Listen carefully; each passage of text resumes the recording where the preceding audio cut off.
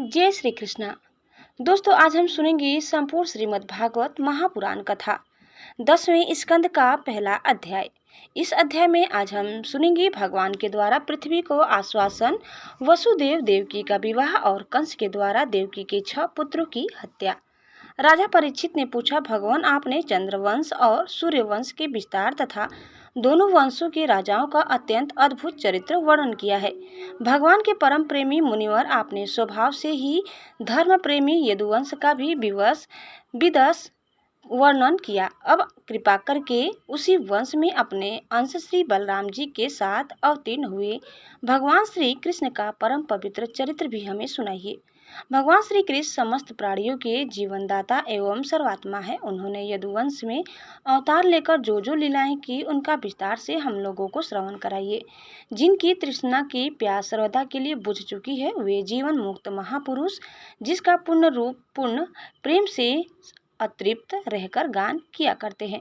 मुमुक्षु जनों के लिए जो भव रोग की रामबाण औषध है, तथा विषयी लोगों के लिए भी उनके कान और मन को परम आहत देने वाला है। भगवान श्री कृष्णचंद्र के ऐसे सुंदर सुखद रसीले गुण अनुवाद से पशुघाती अथवा आत्मघाती मनुष्य के अतिरिक्त और ऐसा कौन है जो विमुख हो जाए, उससे प्रीति न करे।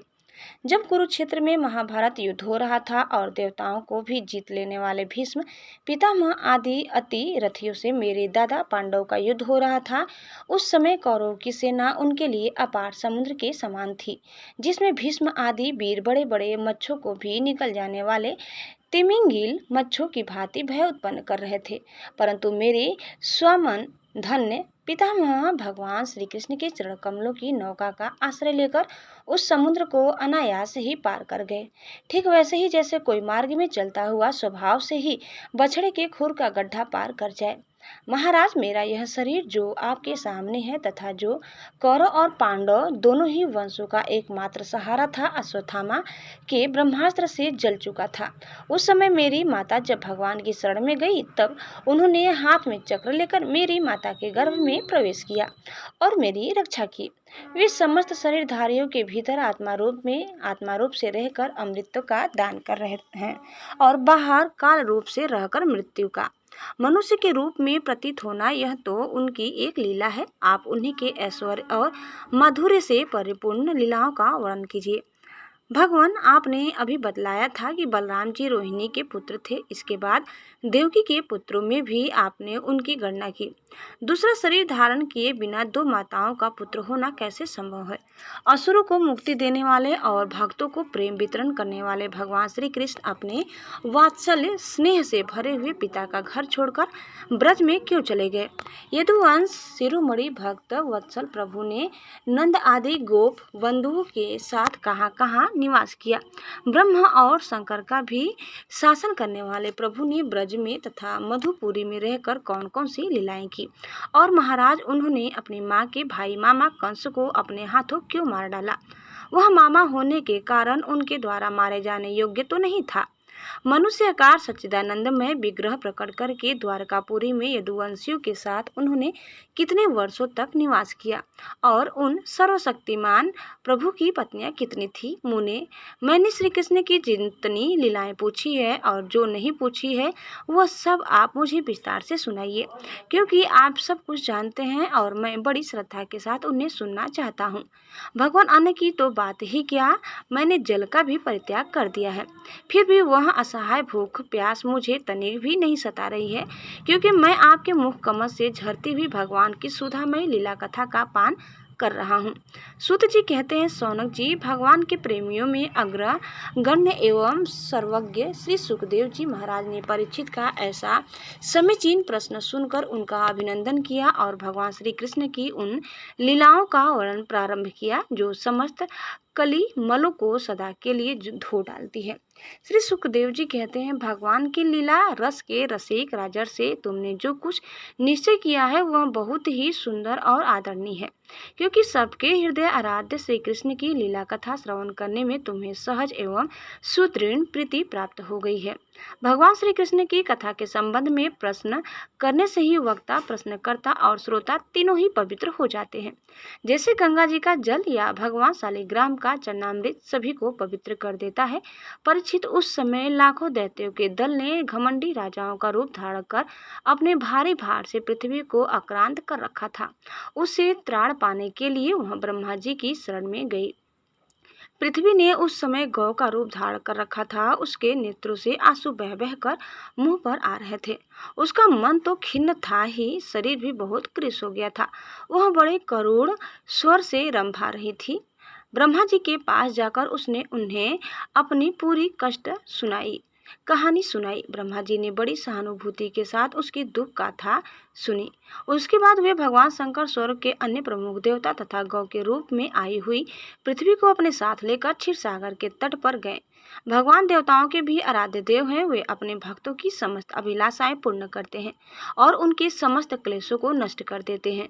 वे ही जगत के एकमात्र स्वामी हैं। क्षीर सागर के तट पर पहुंचकर ब्रह्मा आदि देवताओं ने पुरुष सूक्त के द्वारा परम पुरुष सर्वार्थ यामी प्रभु की स्तुति की। स्तुति करते करते ब्रह्मा जी समाधिस्थ हो गए। उन्होंने समाधि अवस्था में आकाशवाणी सुनी। इसके बाद जगत के निर्माणकर्ता ब्रह्मा जी ने देवताओं से कहा, देवताओं, मैंने भगवान की वाणी सुनी है। तुम लोग भी उसे मेरे द्वारा अभी सुन लो और फिर वैसा ही करो। उसके पालन में विलंब नहीं होना चाहिए। भगवान को कृष्ण के कष्ट का पहले से ही पता है। वे ईश्वरों के भी ईश्वर है। अतः अपनी काल शक्ति के द्वारा पृथ्वी का भार हरण करते हुए वे जब तक पृथ्वी पर लीला करे तब तक तुम लोग भी अपने अपने अंशों के साथ यदुकुल में जन्म लेकर उनकी लीला में सहयोग दो। वसुदेव जी के घर स्वयं पुरुषोत्तम भगवान प्रकट होंगे और उनकी प्रियतमा की सेवा के लिए देवांगनाएं जन्म ग्रहण करें। स्वयं प्रकाश भगवान शेष भी, जो भगवान की कला होने कारण अनंत है और जिसके सहस्त्र मुख है, भगवान के प्रिय कार्य करने के लिए उनसे पहले ही उनके बड़े भाई के रूप में अवतार ग्रहण करेंगे। भगवान की वह ऐश्वर्यशालिनी योग माया भी, जिसने सारे जगत को मोहित कर रखा है, उसकी आज्ञा से उनकी लीला के कार्य संपन्न करने के लिए अंश रूप से अवतार ग्रहण करेंगी। श्री सुखदेव जी कहते हैं, परीक्षित, प्रजापतियों के स्वामी भगवान ब्रह्मा जी ने देवताओं को इस प्रकार आज्ञा दी और पृथ्वी को समझा बुझा कर ढांढस बंधाया। इसके बाद वे अपने परम धाम को चले गए। प्राचीन काल में यदुवंशी राजा थे सुरसेन। वे मथुरापुरी में रहकर मथुर मंडल और सुरसेन मंडल का राज्य शासन करते थे। उसी समय से मथुरा ही समस्त यदुवंशी नरपतियों की राजधानी हो गई थी। भगवान श्री हरि सर्वदा यहाँ विराजमान रहते हैं। एक बार मथुरा में सुर के पुत्र वसुदेव जी विवाह करके अपनी नवविवाहिता पत्नी देवकी के साथ घर जाने के लिए रथ पर सवार हुए। उग्रसेन का लड़का था कंस। उसने अपनी चचेरी बहन देवकी को प्रसन्न करने के लिए उसके रथ के घोड़ों की रास पकड़ ली।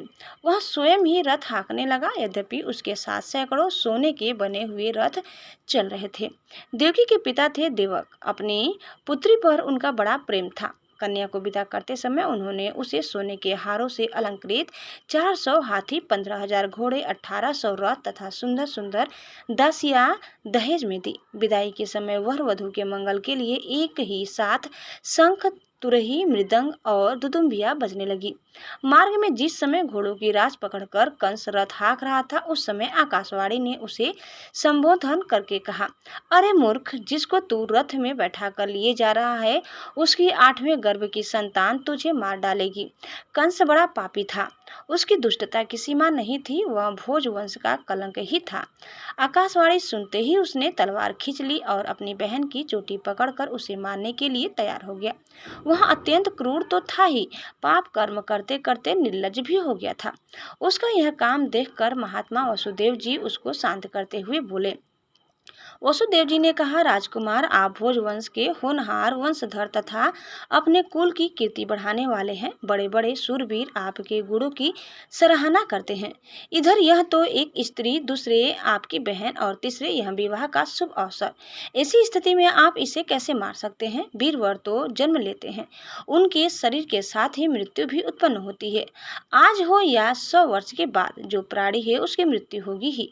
जब शरीर का अंत हो जाता है तब जीव जीव अपने कर्म के अनुसार दूसरे शरीर को ग्रहण करके अपने पहले शरीर को छोड़ देता है। उसे विवश होकर ऐसा करना पड़ता है। जैसे चलते समय मनुष्य एक पैर जमाकर ही दूसरा पैर उठाता है, जैसे जोंक किसी अगले तिनके को पकड़ लेता है तब पहले के पकड़े हुए तिनके को छोड़ती है, वैसे जीव भी अपने कर्म के अनुसार किसी शरीर को प्राप्त करने के बाद ही इस शरीर को छोड़ता है। जैसे कोई पुरुष जागृत अवस्था में राजा के ऐश्वर्य को देखकर और इंद्र आदि के ऐश्वर्य को सुनकर उसकी अभिलाषा करने लगता है और उसका चिंतन करते करते उन्हीं बातों में घुल मिलकर एक हो जाता है तथा स्वप्न में अपने को राजा या इंद्र के रूप में अनुभव करने लगता है। साथ ही अपने दरिद्र अवस्था के शरीर को भूल जाता है। कभी कभी जागृत अवस्था में ही मन उन बातों का चिंतन करते करते तन्मय हो जाता है और उसे स्थूल शरीर की सुधि नहीं रहती। वैसे ही जीव कर्मकृत कामना और कामनाकृत कर्म के वश होकर दूसरे शरीर को प्राप्त हो जाता है और अपने पहले शरीर को भूल जाता है। जीव का मन अनेक विकारों का पुंज है। देहांत के समय वह अनेक जन्मों के संचित और प्रारब्ध कर्मों की वासनाओं के अधीन होकर माया के द्वारा रचे हुए अनेक पांच भौतिक शरीरों में से जिस किसी शरीर के चिंतन में तल्लीन हो जाता है और मान बैठता है कि मैं यही हूँ, उसे वही शरीर ग्रहण करके जन्म लेना पड़ता है। जैसे सूर्य, चंद्रमा आदि चमकीली वस्तुएं जल से भरे हुए घड़ों में या तेल आदि तरल पदार्थों में प्रतिबिंब होती है और हवा के झोंकों से उनके जल आदि में हिलने डोलने पर उनमें प्रतिबिंब वस्तुएं भी चंचल जान पड़ती है, वैसे ही जीव अपने स्वरूप के अज्ञान द्वारा रचे हुए शरीर में राग करके उन्हें अपना आप मान बैठता है और मोहवश उनके आने जाने को अपना आना जाना मानने लगता है। इसलिए जो अपना कल्याण चाहता है उसे किसी से द्रोह नहीं रखना चाहिए, क्योंकि जीव कर्म के अधीन हो गया है और जो किसी से भी द्रोह करेगा उसको इस जीवन में शत्रु से और जीवन के बाद परलोक से भयभीत होना ही पड़ेगा। कंस, यह आपकी छोटी बहन अभी बच्ची और बहुत दीन है। यह तो आपकी कन्या के समान है। इस पर अभी अभी इसका विवाह हुआ है। विवाह के मंगल चिन्ह भी इसके शरीर से नहीं उतरे हैं। ऐसी दशा में आप जैसे दीनवत्सल पुरुष को इस बेचारी का वध करना उचित नहीं है। श्री सुखदेव जी कहते हैं, परीक्षित, इस प्रकार वसुदेव जी ने प्रशंसा आदि, साम नीति और भय आदि भेद नीति से कंस को बहुत समझाया, परंतु वह क्रूर तो राक्षसों का अनुयायी ही हो रहा था, इसलिए उसने अपने घोर संकल्प को नहीं छोड़ा। वसुदेव जी ने कंस का विकट हठ देखकर यह विचार किया कि किसी प्रकार यह समय तो टाल ही देना चाहिए। तब वे यह निश्चय पर पहुंचे, बुद्धिमान पुरुष को जहाँ तक उसकी बुद्धि और बल साथ दे मृत्यु को टालने का प्रयत्न करना चाहिए। प्रयत्न करने पर भी वह न टल सके तो फिर प्रयत्न करने वालों का कोई दोष नहीं रहता। इसीलिए इस मृत्यु रूप कंस को अपने पुत्र दे देने की प्रतिज्ञा करके मैं इस दिन देवकी को बचा लूं।